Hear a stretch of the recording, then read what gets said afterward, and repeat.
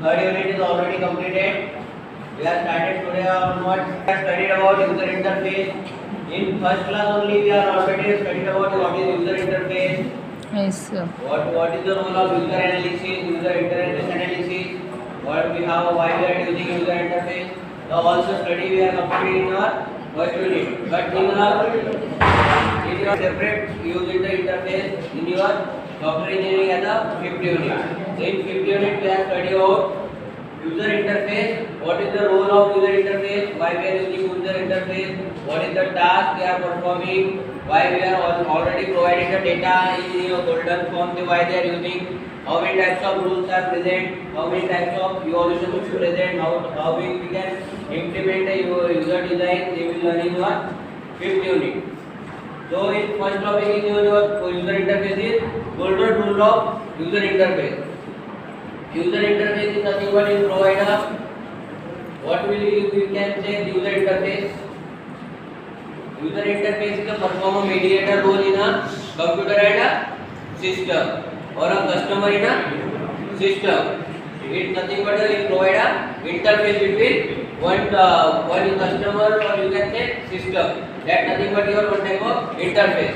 Any interface we are using for as a performing in the role of mediator. So how will we use the role as a mediator? We are having a three golden rules in your user interface. First one is a place the user in a control.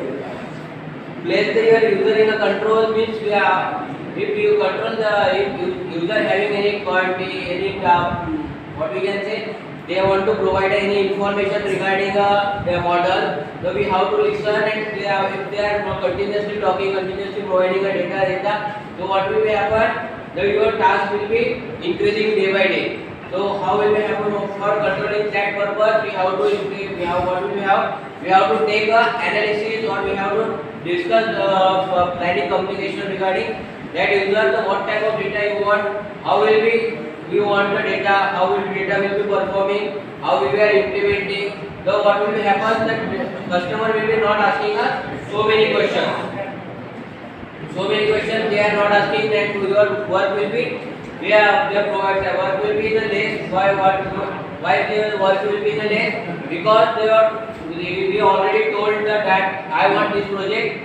We are continuously working and we are giving updation to user. So at period of time the work will be completed and they are not asking so many questions to you because we are already provided any updation in happening in your model. So that nothing but your place the user control.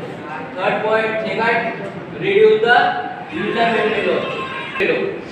Right? Memory load means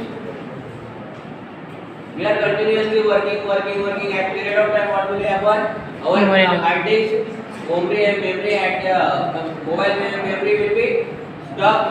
It will be completed. So why will completed? Because we are putting so many data continuously. So it's taking much time. After that, the project also we are not completed, but we want space. So what will happen? We have to take another hard disk for storing the data. This data also have to copy in that data. But what will happen if you are using a meaningful data? Only meaningful data you can use in that model, or you can using a shortcut way to for getting a result. So what will happen? Your time will also take less. Your memory also taking less MB, or your space also require sufficient in that memory for storing any type of data. So that's why we are using a reduced memory load. Why we are using reduced memory load? We are using memory load because we are providing a meaningful data only. What type of data I wanted, only that type of data we are implementing or we are putting in that memory. We are using a meaningful data. We are providing a shortcut for doing any memory installations or memory any type of software installation we are using. Less memory, we are using shortcut or providing any types of data. So what will happen? It take less memory. Your memory load will be decreased. If you are continuously providing unwanted data also, so what will happen? That if you want only 5% data, but you are providing only 10%, 20% data. So your memory is taking more data, and your memory size will be its capacity will be completed. But you are providing only meaningful data. data. So what will be happen? At period of time your data will be is taking less time and your memory will be having so many space, so you can again add it your wanted data you can put in that memory. So that's why saying the reduce the user memory load. Third one, keep interface consistent. Make the interface inconsistent. Consistent means nothing but constantly, day by day, we wanted the interaction. Why we are in the make interface consistently? Because we have to work continuously. If you are working is not happening continuously, what will happen?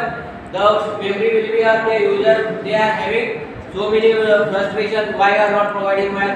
Why you are not completing my data? I have provided already time. Then also you are taking so many time. So what will happen? The memory load also.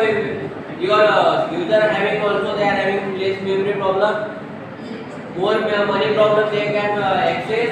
Or student, what will happen then? The developer also they are having so many money losses because they are having so many taking much time for providing any consistency of data.